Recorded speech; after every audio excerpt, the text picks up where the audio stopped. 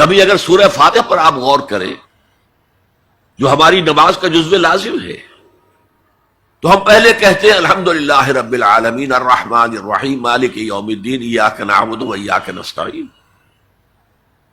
یہ ہدایت تو ہمیں پہلے ہی ملی ہوئی ہے. پھر جو ہم کہتے ہیں اہدنا الصراط المستقیم، اللہ کو ہم نے پہچان لیا، اسے رب العالمین مان لیا، اسے رحمان مان لیا، اسے رحیم مان لیا، اسے روز جزا کا حاکم مطلق مان لیا، تو اب کون سی ہدایت رہ گئی؟ ہدایت تو آ گئی. اب اصل ہدایت جو درکار ہے وہ ہے جو ریلیونٹ ہے آج کے دور میں. جو اجتماعی نظام ہے انسانوں کا، اس کے لیے انسان بالکل بے بس، اس کی عقل جو ہے اجتماعی نظام عدل قائم نہیں کر سکتی. انفرادی طور پر نیکی اور بدی کا علم میرے اور آپ کے نفس کے اندر ودیعت شدہ ہے. وَنَفْسٍ وَمَا سَوَّاهَا فَأَلْهَمَهَا فُجُورَهَا وَتَقْوَاهَا، یہ موجود ہے. لیکن یہ کہ معاشرتی نظام میں عورت اور مرد کے درمیان کیا توازن ہو، ان کے حقوق و فرائض کا توازن.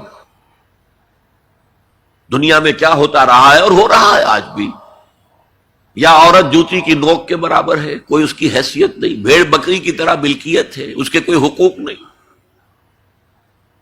اور یا عورت کلوپیٹرا بن کر پورے ملک کی قسمت کا بیڑا غرق کرتی ہے، انسانوں کے شانہ بشانہ ہو کر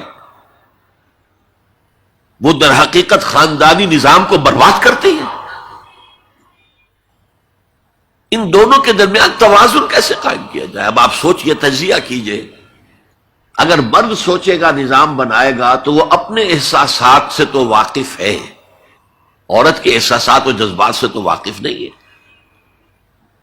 عورت نظام بنائے گی تو وہ اپنے احساس و جذبات سے واقف ہے، وہ مرد کے احساسات و جذبات سے واقف نہیں.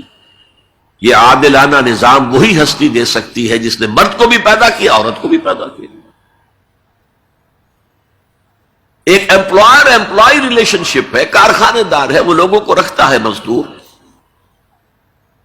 اب جو بھی پروڈکشن ہو رہی ہے، جو نفع ہو رہا ہے، اس میں کتنا حصہ مزدور کا ہونا چاہیے، کتنا سرمایہ دار کا ہونا چاہیے، کون طے کرے گا؟ یا سرمایہ دارانہ نظام بن جائے گا اور مزدور کمر توڑنے والی محنت کرنے کے باوجود زندگی کے بنیادی جو تقاضے ہیں ان کو بھی حاصل نہیں کر سکے گا.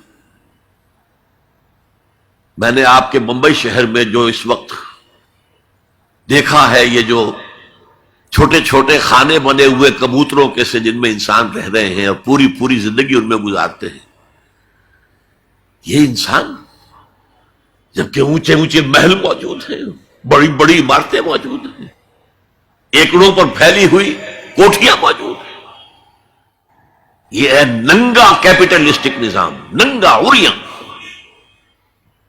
اسی کا رد عمل تھا جو کمیونزم کی شکل میں ظاہر ہوا. ایکویلٹی ہونی چاہیے، لیکن اس کمیونزم نے شکل اختیار کر لی ون پارٹی ڈکٹیٹرشپ.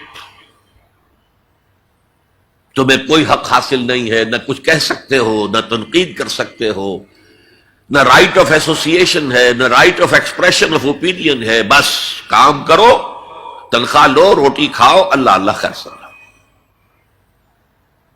یہی وجہ ہے کہ وہ نظام بھی مر گیا. اسی طریقے سے کسی بھی نظام میں اگرچہ حاکم مطلق تو اللہ ہے، پھر بھی کوئی نظام آپ بنائیں گے تو کچھ حکام ہوں گے، اولو الامر ہوں گے. خلافت راشدہ میں بھی تھے نا، امیر المومنین تھے، اولو الامر تھے. عوام میں اور ان کے درمیان حقوق و اختیار کا توازن کیا ہو، کون طے کرے گا؟ اولو الامر تو چاہیں گے سارے اختیارات ہمارے پاس ہوں، ٹوٹلیٹیرین اسٹیٹ قائم ہو جائے گی. عوام چاہیں گے ہمارے پاس ہوں اور ہمیں اتنی آزادی ہو کہ مادر پدر آزاد ہو جائیں، جو چاہیں کریں. ہومو سیکشول ہو جائیں، ہومو سیکشول میرجز کریں، ہمیں کوئی روکنے والا نہ ہو. تو میں نے آپ کو بتایا اجتماعی نظام کے یہ تین گوشے ہیں: معاشرتی نظام، معاشی نظام، سیاسی نظام. آج کے انسان کی اصل ضرورت یہ ہے اس لیے کہ اس طرح کا ہمہ گیر نظام اس سے پہلے تھا ہی نہیں، لوگوں کو آزادیاں تھیں۔ آج آپ کا پورا تعلیمی نظام بھی اسی نظام کے تحت ہے۔ آپ کہاں لے جائیں گے اپنے بچوں کو؟ آپ ان کے حوالے کر کے اپنے ہاتھ دھو لیتے ہیں۔ You wash your hands of your children. وہ نظام جو چاہے گا بنا دے گا ان کو۔ گلا تو گھونٹ دیا اہل مدرسہ نے تیرا، کہاں سے آئے صدا لا الہ الا اللہ؟ کیا کریں گے؟ انہیں کہیں کسی تہخانے میں تو بند نہیں کر سکتے۔ آپ اپنے گھر میں ٹیلی ویژن نہیں لائیں گے، وہ جا کر دکان پہ دیکھیں گے۔ جب تک نظام درست نہ ہو، اور نظام کی ہدایت ہے جو قرآن نے دی ہے اصل، ورنہ اخلاقیات کا معاملہ میں آپ سے عرض کر دوں کہ یہ تو نوع انسانی کی مشترک میراث ہے۔ سچ بولنا اچھا ہے، جھوٹ بولنا برا ہے، کون نہیں جانتا؟ کیا ہندو نہیں جانتا؟ کیا بدھ مت کا پیرو نہیں جانتا؟ وعدہ کرنا اچھا ہے، وعدہ خلافی بری ہے، کون نہیں جانتا؟ عیسائی نہیں جانتا، یہودی نہیں جانتا، سب جانتا۔ بیسک ہیومن مورالٹی تو ہمارے اندر ہے، جیسا کہ میں نے آیت آپ کو سنائی، وَنَفْسٍ وَمَا سَوَّاهَا فَأَلْهَمَهَا فُجُورَهَا وَتَقْوَاهَا۔ انسان کا نفس جو اللہ نے پوری طرح تیار کر دیا، نوک پلک سنوار دی، اور اس میں نیکی اور بدی کی تمیز ودیت کر دی۔ لہذا اصل ہدایت ہے آج جس کی ضرورت ہے وہ اجتماعی نظام۔ 2 منٹ اور لے لوں آپ کے۔ 300 سال سے انسان اسی اجتماعی عدل کی تلاش میں ادھر سے ادھر ٹھوکریں کھا رہا ہے۔ کوئی 250 برس سے زیادہ ہو گئے ہیں۔ فرانس میں انقلاب آیا، کیوں آیا؟ یہ بادشاہت، چیمانی دارت۔ بادشاہ کون ہے؟ وہ بھی انسان ہے، ہم بھی انسان ہیں۔ اسے کیا حق ہے کہ وہ حکومت کرے؟ لہذا انقلاب آیا، سخت خونی انقلاب آیا، لوگوں نے چاہا کہ عدل ہو، لہذا فرینچ ریولوشن آیا۔ لیکن چونکہ وہ ریولوشن یک طرفہ تھا، صرف سیاسی نظام بدلا، معاشی نظام نہیں بدلا، سود موجود رہا، لہذا اس کے بعد کیپٹلزم کی لعنت مسلط ہو گئی۔ پہلے لارڈز اینڈ بیرنز اور بڑے بڑے زمیندار اور جاگیردار سروں پر مسلط تھے، اور اب کارخانے دار اور کیپٹلسٹ مسلط ہو گئے۔ آج کی جمہوریت کیا ہے؟ دس از دی ڈکٹیٹرشپ آف دی کیپٹلسٹ۔ یہ تو اصل میں کیپٹلزم ہے، کیپٹلسٹ کی ڈکٹیٹرشپ ہے جو اس وقت ہو رہی ہے۔ اچھا، اس سے نجات پانے کے لیے چھلانگ لگائی دوسری طرف کمیونزم، تو وہ میں آپ کو بتا چکا ہوں، وہاں انفرادی آزادی ختم ہو گئی، اب وہ بھی مر گیا۔ اب فوکو یاما نے تو کتاب لکھ دی اینڈ آف ہسٹری، بس ثابت ہو گیا کہ ہمارا نظام لبرل سیکولر ڈیموکریسی اور انٹرسٹ بیسڈ کیپٹلزم، اس سے بہتر کوئی نظام ہے ہی نہیں، سب ختم ہوگا۔ لیکن ایک نظام ہے جس کا انہیں اندیشہ ہے،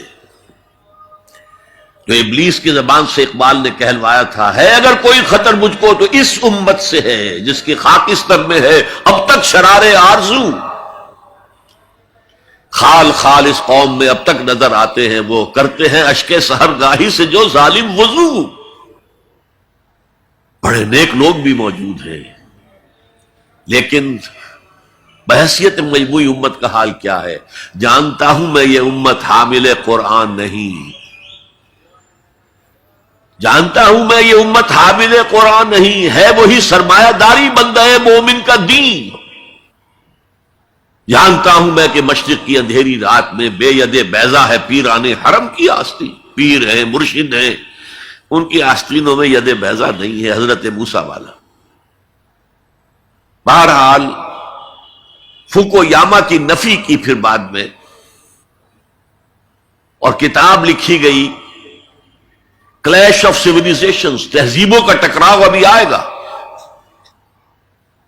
تو میں اس سے زیادہ اس ایشو پر نہیں جانا چاہتا۔ ہدایت، انفرادی ہدایت بھی قرآن میں ہے، اور سب سے بڑھ کر اجتماعی ہدایت جس کی آج کے انسان کو سب سے زیادہ ضرورت ہے، یہ سسٹم آف سوشل جسٹس جو صرف اللہ دے سکتا ہے۔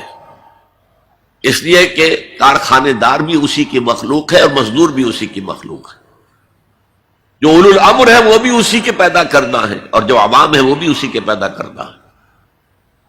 مرد بھی اسی کا پیدا کرنا ہے، عورت بھی اس کی پیدا کرتا ہے. جیسے ایک حدیث میں آتا ہے الخلق عیال اللہ، تمام مخلوق اللہ کے کلبے کے مانند ہے. وہ عدل دے گا، وہ سوشل جسٹس دے گا، وہ توازن دے گا آپ کو معاشرتی نظام میں، معاشی نظام میں، سیاسی نظام میں.